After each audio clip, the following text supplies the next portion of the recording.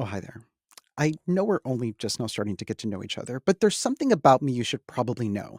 And believe me, when I tell you, you're going to look at me in a completely different light. And it's a risk I'm willing to take if it means being able to stand in my truth. Okay, here it goes. I, Xorje Andrés Olivares Urbina, am an aggressive monogamist. I know, right? Y con este cuerpazo, you would think I'd be sharing it with everybody who has a thing for chaparritos like me. But alas, I've never been one for sharing, at least when it comes to romantic partners. In fact, when I was dating, it was one of the first questions I would ask. It was like, what do you do for work? Do you have any siblings? What are your concrete thoughts on open relationships? And are you okay having sex with me and just me? Fácil. Okay, it was never that forward, but I was pretty clear up front with any potential suitor that I was in the market for an exclusive partner. And for me, that meant that they were my only love interest and I theirs. And I want to specify love interest because I absolutely understand that a single person cannot fulfill our every need as adults. That's what we have friends for, family, coworkers, hobbies, that sort of thing. And I'm not one of those toxicas, or am I? But seriously, am I being too rigid in my thinking on this? Should we all be breaking free from the prison that is monogamy? I'm Xorje Olivares, and today we're asking this question. Are you comfortable sharing your partner with another lover? This is Hyphenación, where conversation and cultura meet.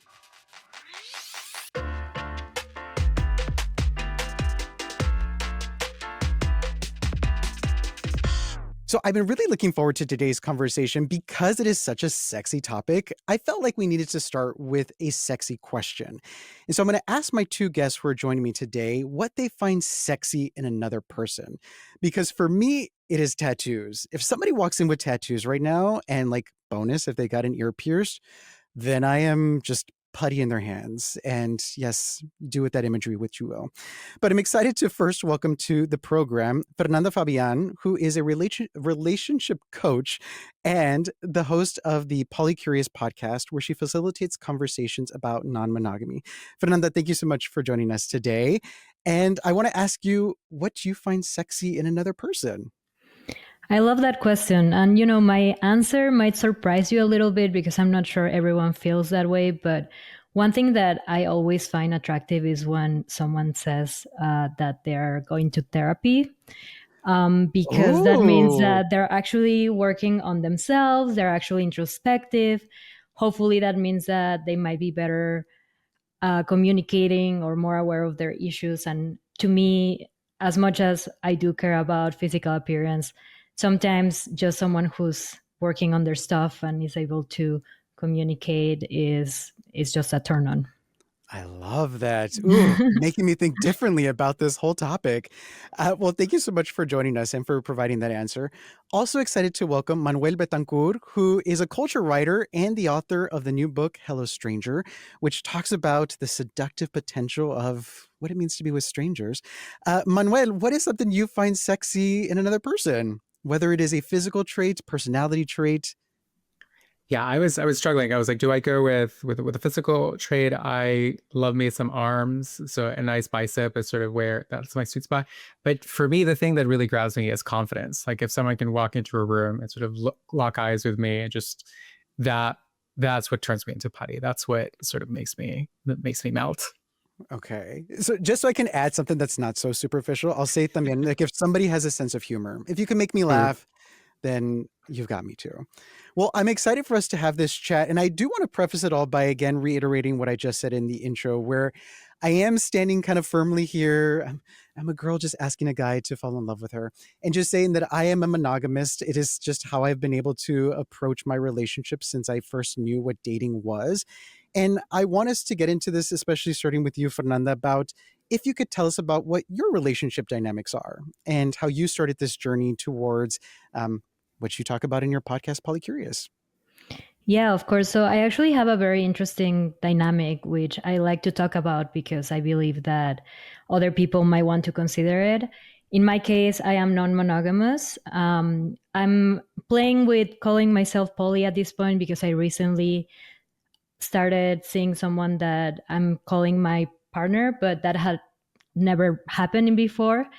However, my primary partner, who I have been with for almost 7 years, is monogamous. So as you can imagine, that's a very rare situation, rare dynamic where one person is monogamous and the other person is non-monogamous, especially if the non-monogamous person is the woman. So I'm not an advocate for monogamy or non-monogamy. I just think that people should do whatever works for them. And for me and my partner, that's what works. Manuel, what currently works for you? What is your relationship dynamic currently? Yeah, my current relationship dynamic is I'm in what people would normally call a throuple. And so there's 3 of us, and I met them when they had been together for 5 years.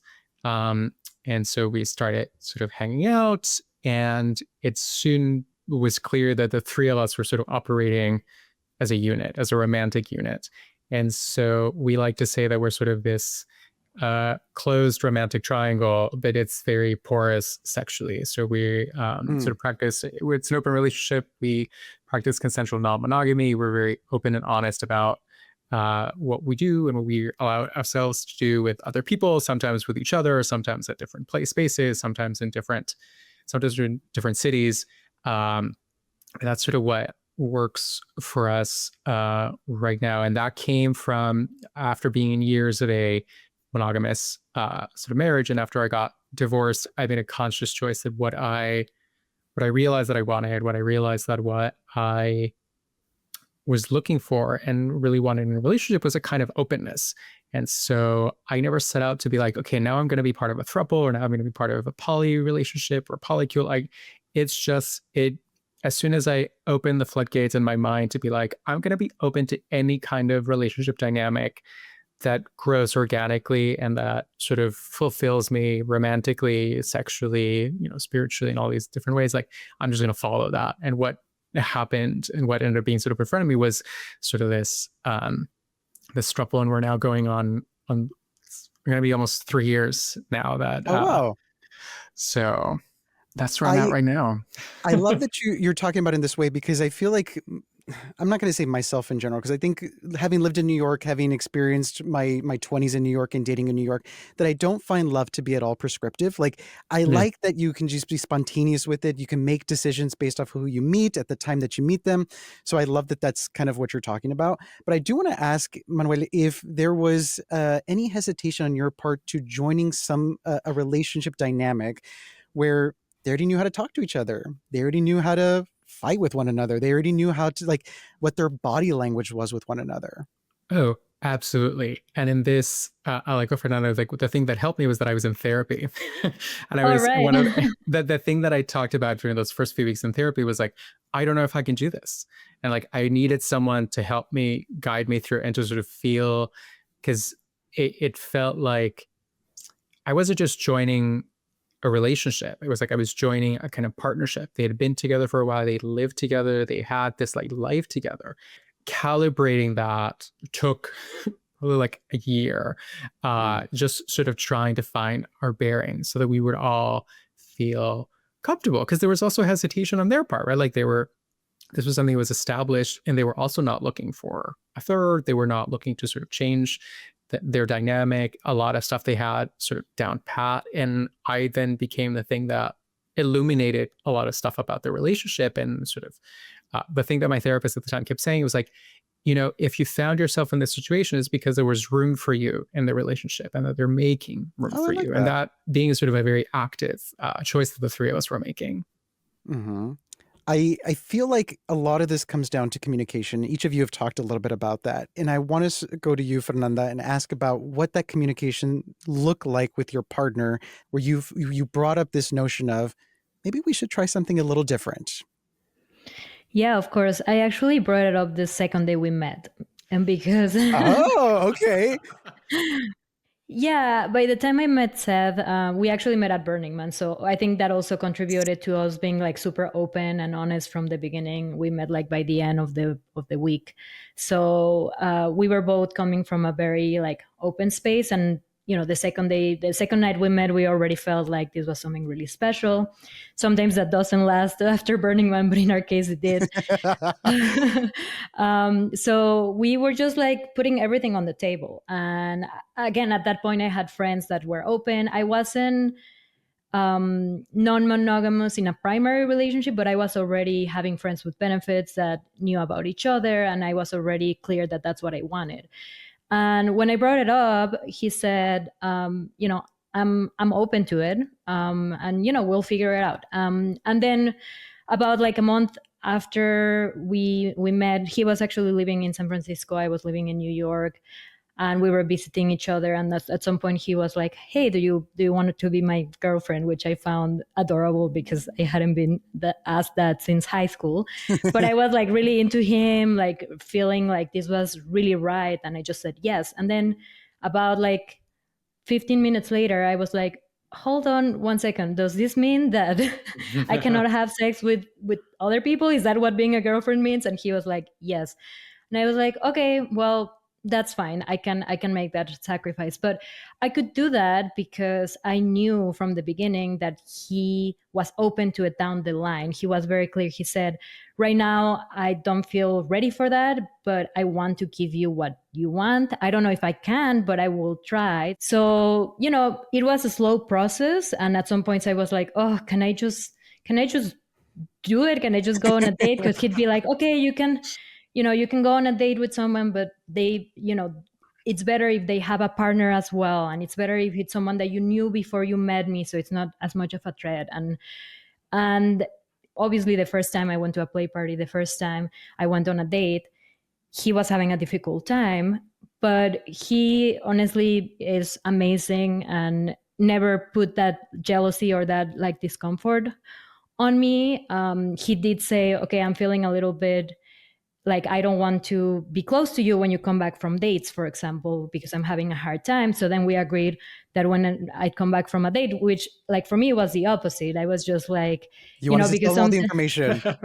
yeah, I was just like on cloud nine from meeting a new person. And then, interestingly enough, that sexual energy, that new relationship energy, as people call it, actually comes back to my primary relationship. So I'd want to connect, and even if we didn't have sex, I want to like be close and cuddle. And he'd be like, okay, I need a little bit of more time to reconnect after you come back from a date. So it was a lot of trial and error. We decided that I was going to give him time. And then, now it's not really an issue, but then I always recommend people to do it that way, because if we had just started Gone off the open deep right end. away, he might have had a lot of jealousy, insecurity, a lot of difficult emotions, and it would have been a lot more difficult to actually get where we wanted to go, because there would have been a lot of missteps and then repair and all of that. Although some people argue that you should start open right away if that's what you want,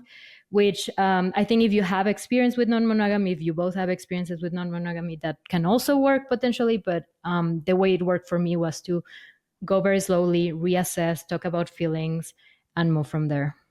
I just feel like it might be so hard if both, like, coming to an agreed definition and understanding about how you want to see non-monogamy. I can see that like it takes those early conversations. It takes figuring out what the parameters are, figuring out what your boundaries are.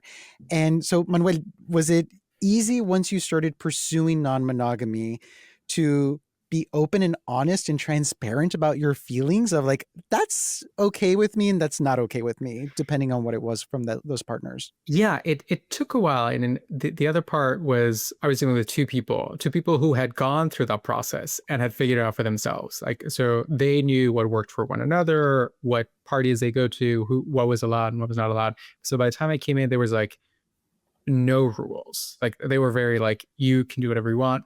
A lot of it was sexual. Like we don't, romantic and dates, like those are not really things that the three of us partake or are interested. I think also because there's three of us, so they're like, there's just enough, just to scheduling a date between the three of us is hard enough that like trying just to like Like a factor free in someone Thursday else. at 3, but then don't quite know where that fits in. Yeah, but trying to figure out what I was comfortable with that maybe the two of them had figured out worked for them. And then I would be like, oh, actually, like I get pangs of jealousy, but I don't want to disrupt what the two of them had achieved. So it was a little bit of trial and error about like what I was very comfortable with, one of them doing, or the two of them doing, because the two of them also approach non-monogamy, what they like outside of the couple or the throuple, very differently.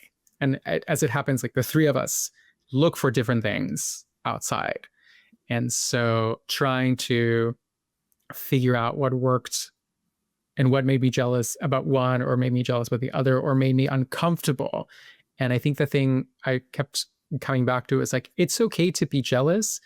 It's not okay to make that jealousy that's someone else's problem, right? Like I can have those feelings. I can have feelings of fear, of anxiety, of inadequacy, of jealousy, like, but learning to not lead with those and learning not to act on those instinctively took a while, because I was so used to operating on those, like feeling jealous and then like lashing out or being angry or having that thing be the way that I like then talk about that relationship or that moment, and using sort of language like, you made me feel jealous. And it's like, no, the jealousy is coming from me.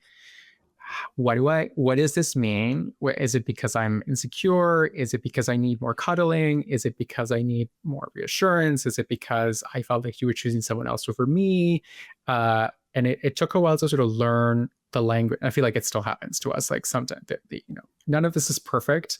None of it is like you don't get a diploma and say like, okay, now you're great at being poly. You made it happen. You did. No, it's sort of every single time is something different. And I have gotten better at it. Only because you did use the word of perfect. Like, it's obviously also not perfect to be in a monogamous relationship. Like any relationship dynamic, you're going to realize like I'm doing this right or wrong, or like you feel like you're stepping in it at all times. But I'm curious, at least for me, I say that I have pursued monogamy this entire time, not necessarily because I live with any sort of jealousy. Like I was joking, I'm not really la toxica. I don't have those feelings. I think for me, I just always seek emotional connections through sex. And like, I like the idea of having that emotional connection with the person that I have spent all these years getting to know intimately in various ways. And so I feel like this is the best expression of my love to them. And it's worked. And I'm glad that it's worked. But I'm curious for you, Fernanda, if there's something about monogamy that just feels misaligned with you, or something that just didn't sit right, which helped usher you into another pursuit. Yeah, I think for me personally, it has to do with my desire to learn about the world, to grow as a person, and that often happens through connection. And it doesn't necessarily have to be sexual, but I have found that when that is on the table, that's a possibility. You can go deeper, even if you never actually get to have sex, or even if you just share a kiss once. I have friends that, we kiss once and that's it, and we're like besties. And, that kiss and that like potential of something else happening that never happened actually made us go deeper, right? And it can also be sexual. It's also about sexual exploration for me personally.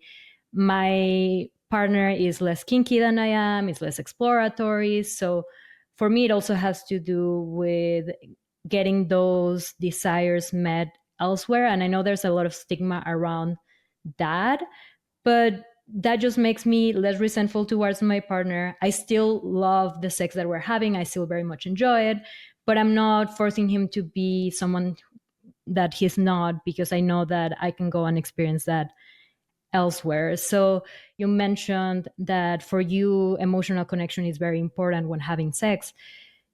And a lot of monogamous people feel that way, but also a lot of non-monogamous people feel that way. And they approach non-monogamy in a way where they have stable partners.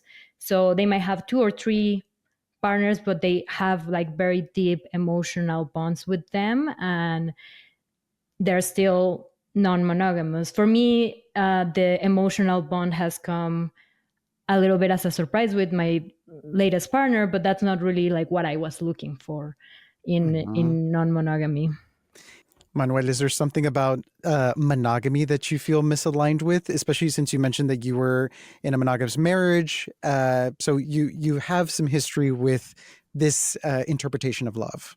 Yeah, I think what eventually I realized was like for me, it felt constricting. And for me, it felt, I had to do a lot of soul searching and sort of figuring out how much of me aspiring to and being committed to monogamy was coming from my own self, and how much of that was coming from external pressures, expectations, stories. These are the stories that we tell. Romantic stories are about twos. They're not about threes. They're not about groups. They're not about openness. They're about the sort of better half, soulmate, right? Like these things that you're supposed to sort of click in, like this like jigsaw puzzle. You complete me. And those stories, I sort of realized locked me in behaviors and experiences that were not aligned with what I wanted. And sort of what I realized was like, for instance, I enjoy flirting. I enjoy hunting. I enjoy looking around and being able to follow whatever my desires lead me to on any given day. And sometimes that is, very fulfilling sex with my partners, with one of them, or with the two of them. And sometimes it's parties. And sometimes that is casual sex in the middle of the day. Sometimes that is cruising. And I see it sort of like, I like having a very expansive kind of palette.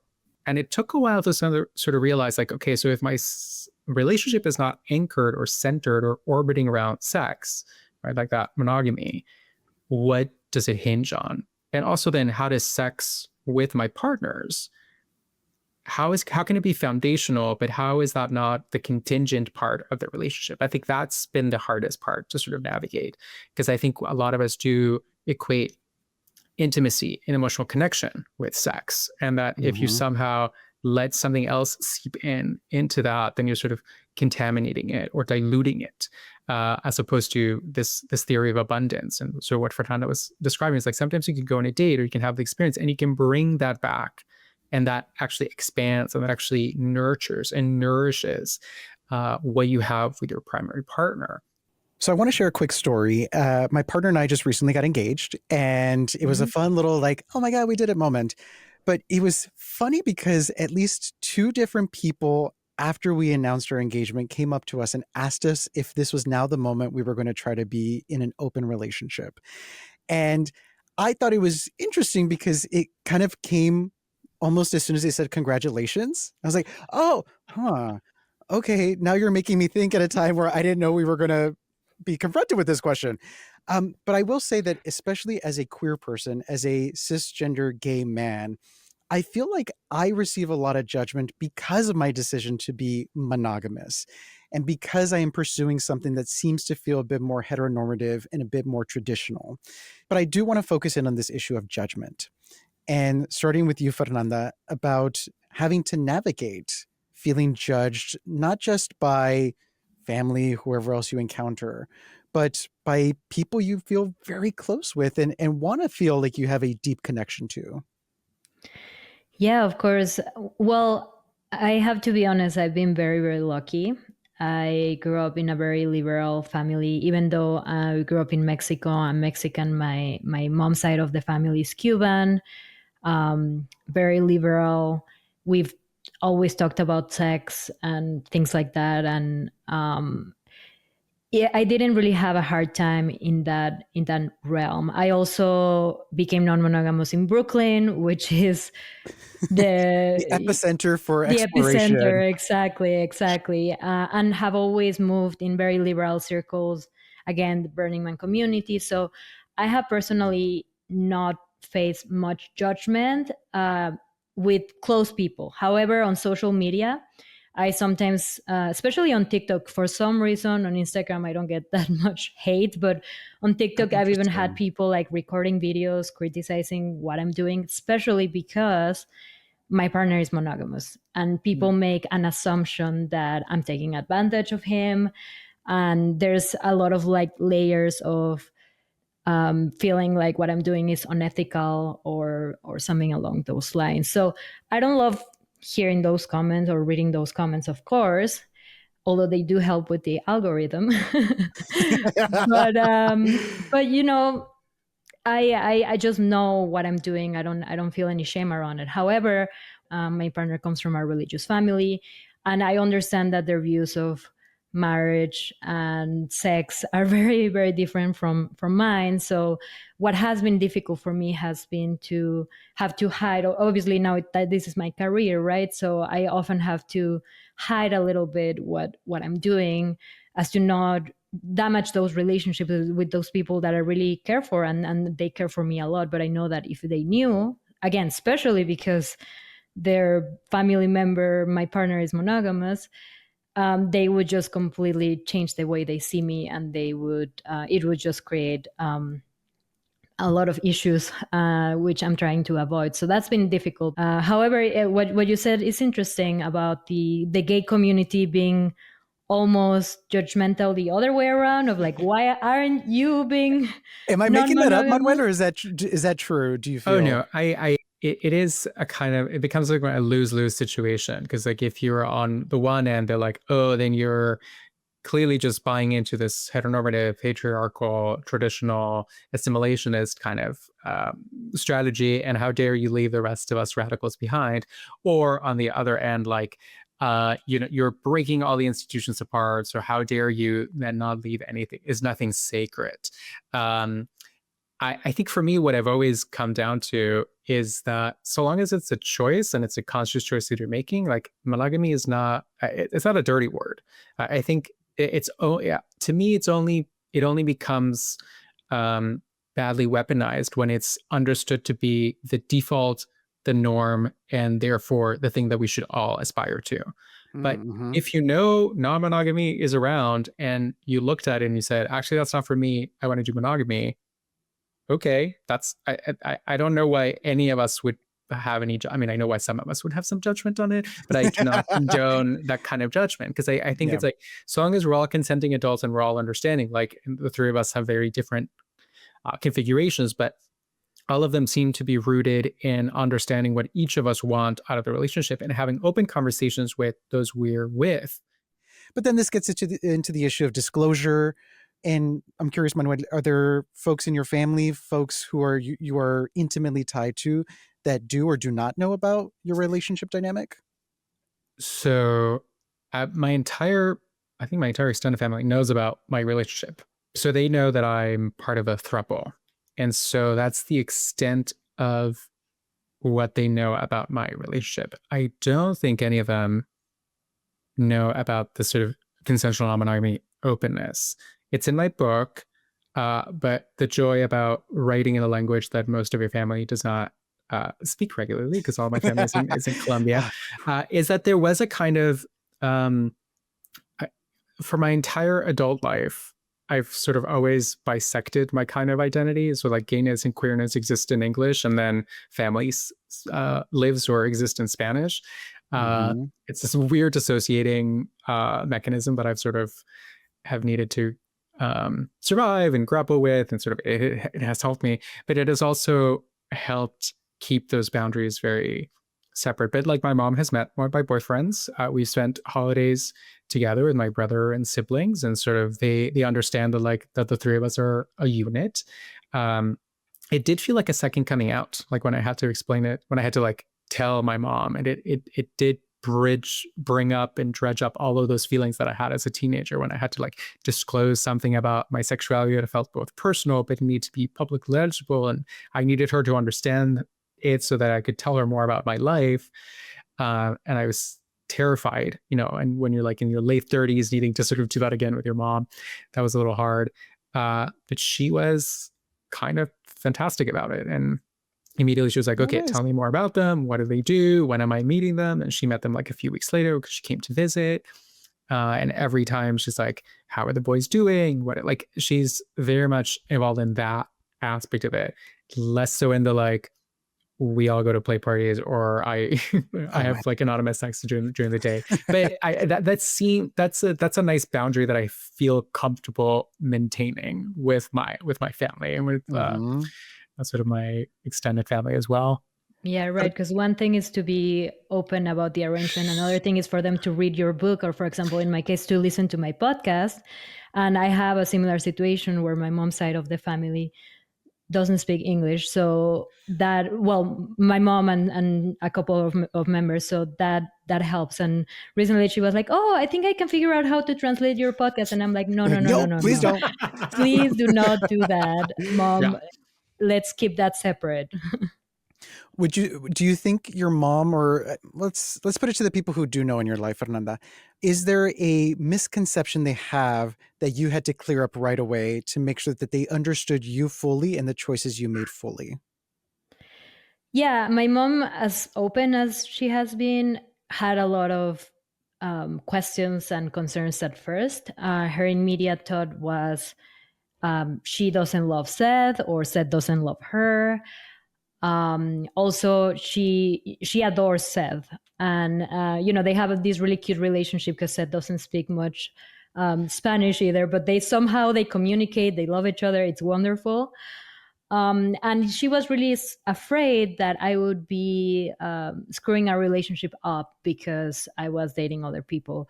So it took a few months. And even today, sometimes if I'm talking to my mom about another partner of mine, which I do sometimes, and she knows that Seth is around, she'll be like, shh, shh, Fernanda, shut up. And I'm like, Mom, first of all, we're speaking Spanish. Second of all, Seth knows about this. There's nothing to hide. So there's still that like impulse. She's actually come around and she's seen how beautiful of our relationship Seth and I have, and she's become a little bit like of an advocate for at least considering the option, which I find amazing, given that a lot of people do not have that relationship with their moms. But what I tell people is, if you really feel like there won't be an open line of communication and it will just cause judgment and a separation with a family member you still want to be close to, then no need to disclose it. But if you think that there might be a little bit of openness, you might be surprised. You just need to kind of introduce it bit by bit and explain the reasons why this is important to you, why you do this, and you might find that people are more open to it than you thought. Are there still things about non-monogamy or your relationship dynamic that you are struggling with, that you don't have the language for yet, and you're just on this quest to make yourself feel comfortable with what you're doing? First of all, I thought everything would just get easier, and some of it does, and other things just are hard. And the thing that gets easier is how to deal with them. What I find is that I am still a little. Sometimes I'd say I'm competitive. Sometimes I'm vain, or sometimes I'd say that I'm like insecure and needy. And so that I sometimes find that I still want to be the thing that they go to first. So that if they're choosing to do something else or go to something else, like part of me sometimes will still be like, well, but I was right here. Why didn't you decide to spend the night with me? Why did you decide to go over there? And I need to remind myself, I need to sort of like step out and be like, we were allowing ourselves for that. And they're still thinking of me like that my space in the relationship is not changing on the day-to-day, whatever it is they're doing sort of sexually. It's not a jab against me. It's not choosing not me. It's choosing something else. And so that's I find that's the thing that I'm still struggling with. And that I so easily understand about the choices that I make for myself. Like when I choose to have someone else over here, it's not that I'm not choosing my boyfriends. It's not that I'm like, but that still takes a while day to day. Is being non-monogamous an identity, or is it a practice?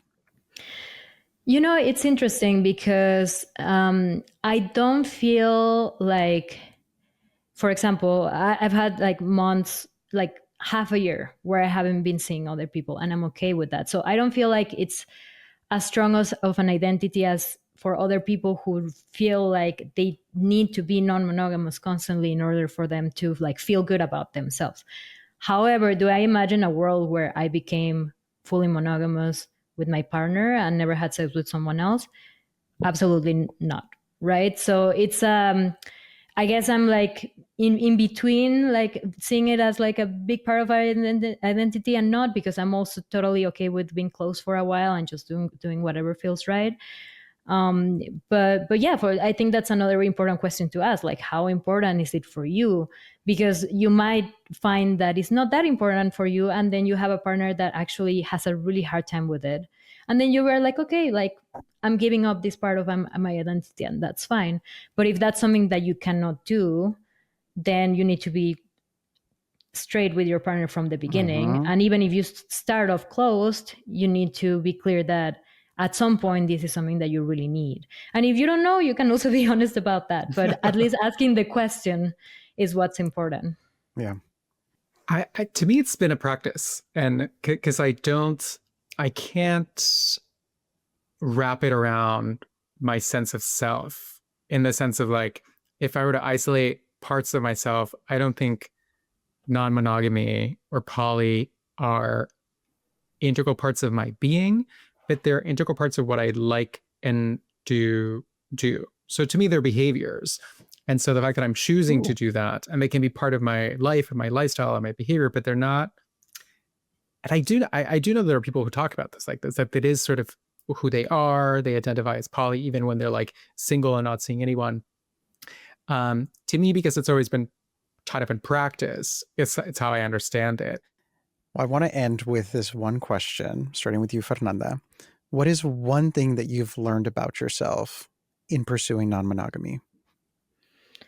Well, I think I have already shared a little bit about this, but that I thrive to connection and through connecting with other people, and that for me is a way of growing personally. So as much as I'm working on finding validation within myself, being my best friend, and like working on that relationship with myself too, when I interact with new partners and new people, they do bring out new parts of myself that I wasn't really aware of. So I think, yeah, for me, it has to do with how I see life and how connection is kind of the vehicle that I'm taking to grow as a person and as an individual. Nice. And Manuel? I have a book to recommend to you for now, because my entire book is all about like strangers allow ourselves to see ourselves differently, right? Like they give us insights into ourselves that we didn't know we had. I think the thing that I've learned the most about while exploring non-monogamy, and the thing that I've taught myself, is that my libido and my desires are not challenges. I think for the longest time, I constantly thought of myself as needing to rein in my desires, reining my libido, like just really corral it into something that is understandable, that is legible, that is controllable, that I can handle and show other people. And I think the thing that I've not realized, like I've actually worked hard to sort of rewire, is that acting on them ethically and honestly, and with the support and encouragement of my partners, there's kind of beauty in them. There's a kind of beauty in being able to sort of follow your bliss and your desire, and to really let that be a really fun way of interacting with the world and with other people and with strangers and with known people. And that it's not about controlling. I think for the longest time, I felt like my desires needed to be sort of caged and domesticated, and instead of just like not let them run wild, but actually allowing myself to sort of follow through them and see where they lead me. And they've led into like a lot of really fun different places. To use the language from the intro, just like break free, like Ariana Grande, ourselves out of this like prison of monogamy and just doing what we feel is right. Well, I want to thank each of you for such a lovely, informative conversation, especially again, coming from my particular POV. It's so wonderful to hear other people, especially other Latinos, talk about relationships, talk about love and sex, and really get me to change some of these long-held beliefs I had. But thank you so much for your vulnerability and for sharing your experiences and what you've got going on in your lives. So I really appreciate your time and you being here with us today. Thank you, Xorje. Yeah, thank you. Well, I do want to remind our listeners that you can follow our guests. Fernanda has a podcast, the Polycurious podcast. Manuel has a couple books, including Hello Stranger, which is now available. All of that information will be in our show notes, and also where you can find each of them on social media. And if you want to find us, and if you want to send us an email, just email us at hyp@kqed.org, especially if you want to share your non-monogamy experiences. But until then, peace.